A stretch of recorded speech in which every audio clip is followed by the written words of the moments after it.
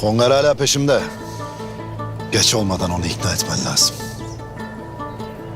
Verdiğim vazifeyi bilhak yerine getirdim. Balgay'ın Kongar'ı, yani kardeşim Göktuğ, esir pazardan aldığına dair ahitname burada.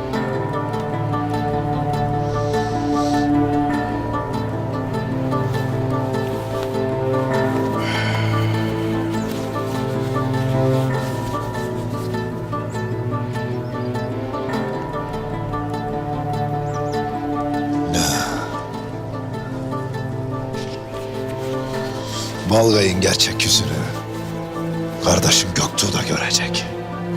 Gayrı saklı olan aşikar olmuştur. Kardeşim de olsa Göktuğ ya bize inanır ya da bedelini öder beyim.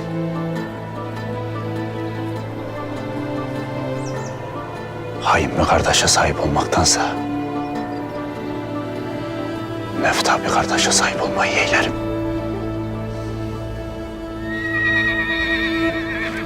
Hey maşallah. Karayel.